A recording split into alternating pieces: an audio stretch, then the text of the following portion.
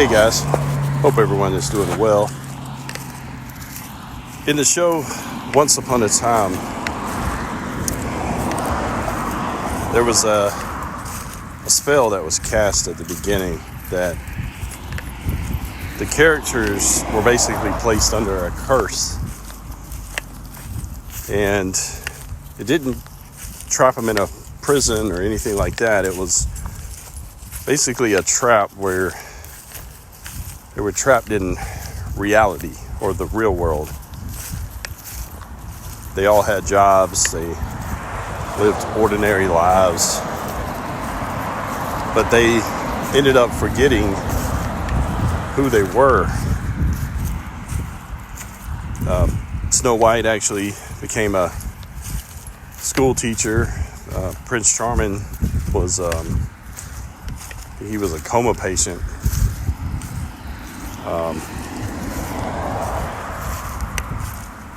None of them remembered who they were, other than the evil witch, of course.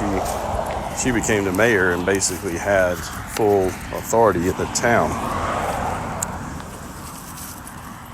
But that's the point of the curse. Not necessarily that it's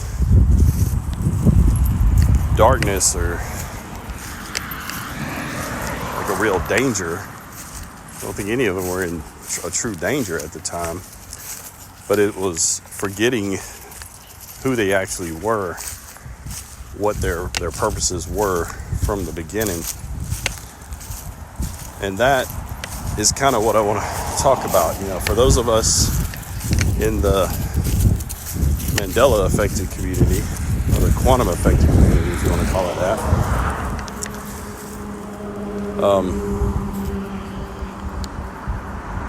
what you doing, girl? Come on.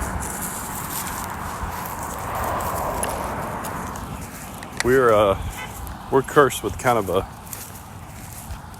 sense of amnesia, to some degree. I mean, I guess you could call it that. I mean, there's people that don't see things the way that we see them now. There's people that swear up and down Dolly never had braces, but of course we know that she did at some point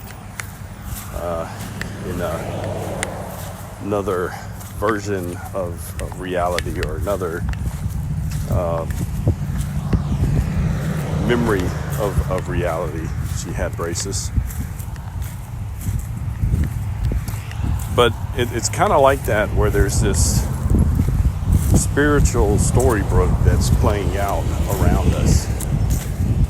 And you have all of these different levels of discernment, different things that people can see. You know, some of us see biblical cosmology. Some of us see Mandela effect. Some of us see Satan's little season. Some of us see the controllers, the reptilians, I guess, at the top. But the thing is, how do we start seeing those things? How did we start seeing it? And there's still people that don't. There's still people trapped in Storybrooke. There's still people trapped in ordinary reality, the normalcy of it all. They watch the news. They see the world without the dark glasses.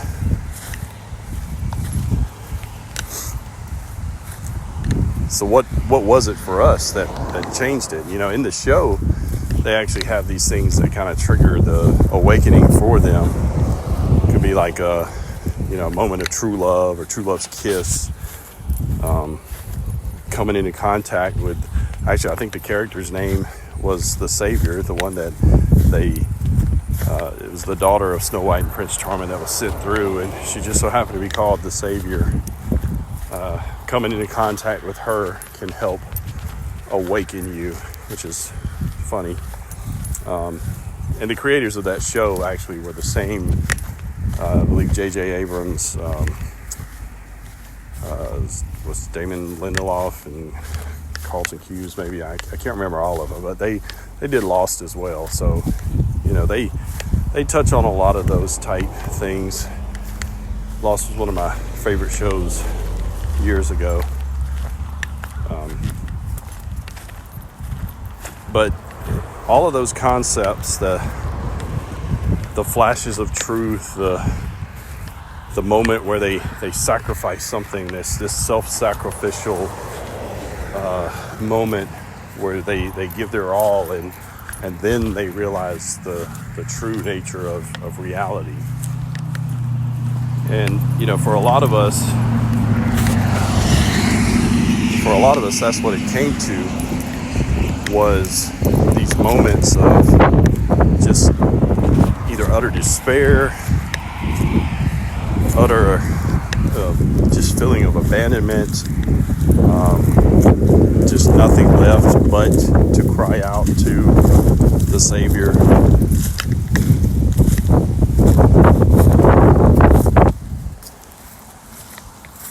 And that kind of brought the true nature of who we are to the surface. That brought our real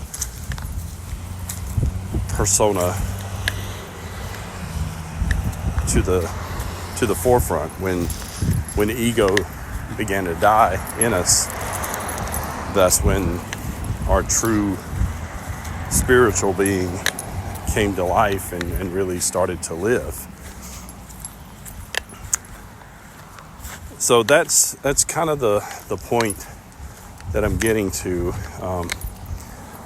In Luke 17:21, it does say, "Behold, the kingdom of Elohim is within you." Now,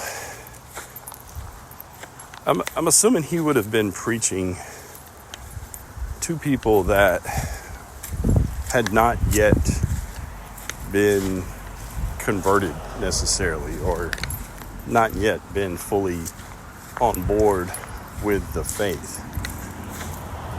He's saying that the kingdom's not around you. It's not someplace you have to go, not off at the North Pole. It's not some distant future event 2,000 years off.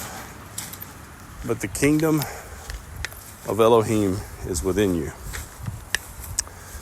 That means that the battlefield itself, it's internal. The exile is internal. The awakening has to be internal. It has to come from within. The outside world that we see around us is not reality. It's a reflection of the condition of our inner self. And that makes more sense than anything else that I've ever thought about or even considered. That the reason that you see reality the way that it is because your inner self is in the condition that it is in.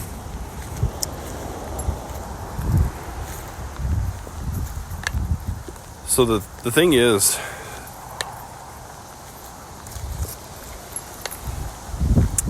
what I carry inside becomes the lens I see through. And if I'm broken inside, the world around me is broken. If I'm anxious inside, then reality's just a unstable place. If you're healed inside, you start to see clearly. Even if nothing around you changes, it could literally be the exact same around you. And if you're in a good place inside, then the world around you is in a much better place. Paul says that. That's 1 Corinthians 13:12. He says, "For now we see through a glass darkly." The glass isn't the world. The glass is self. If inner self is murky, if it's dark, if it's covered in that sin, that just worldly nature, then everything's distorted. You can't see it clearly. But when the inner self is restored, when that heart is restored into right relationship with the Creator, you see everything crystal clear.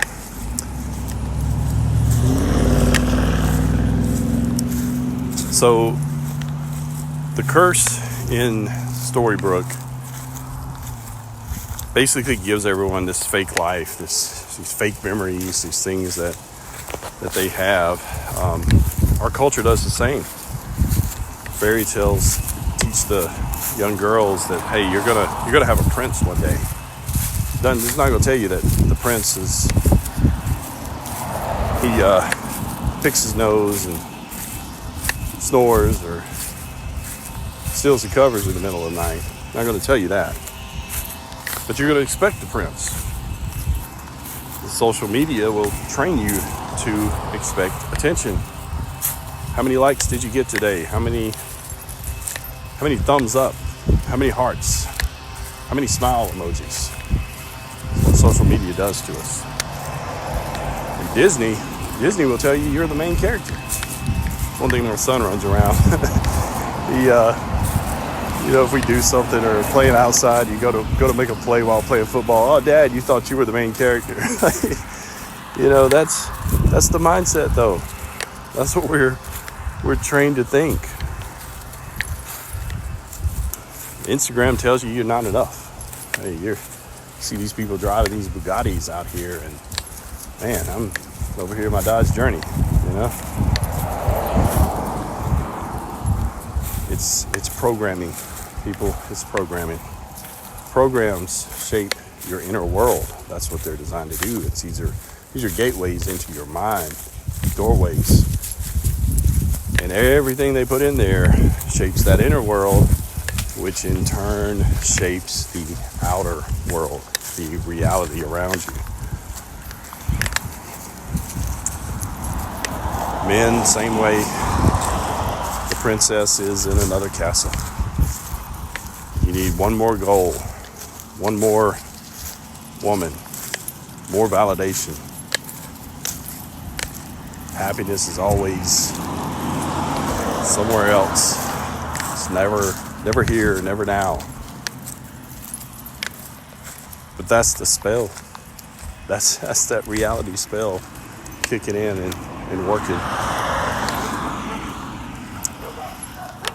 So when the heart actually comes into contact with what true love is, what true love from the one who is love, that's when we remember. That's when it starts to get, it's restored. We approach him with childlike faith. We are transformed by the renewing of our mind. It's Romans 12:2. Renewal doesn't start with just information. It starts with remembering. Sorry about these dogs. They love my dog, but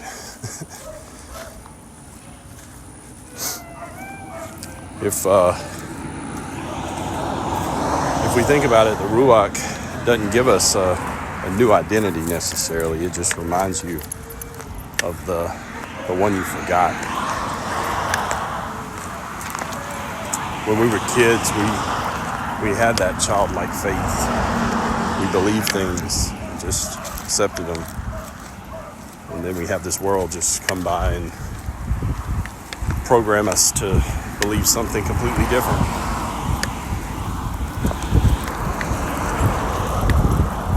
So when we reach that point where we start to heal inside and we have that renewed heart, that's when the Messiah becomes more real. That's when things start to change. Not necessarily your circumstances, not the culture around you or anything, but you. That's because your inner self is defining your external reality. And I think that, again, that just makes the most sense to me. Like, hey, the reason I see Dolly's braces, or remember Dolly's braces, is because they were there. Something broke, something shifted, something changed. And it could have been me. It could have been something inside of me that changed or had something put on me, and I just remember it.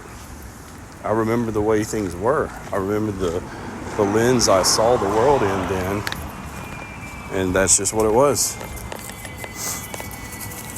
The curse works on the forgetful. It doesn't work on the awakened.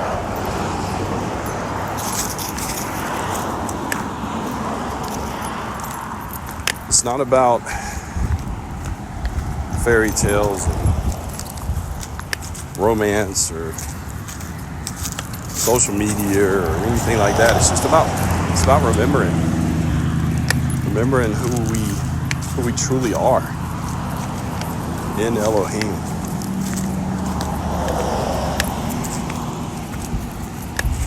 When we start to heal inside, the outside world begins to shatter, begins to break apart, and we can see things clearly.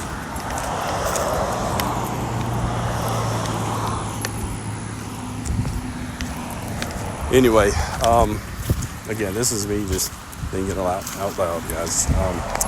Take care. God bless.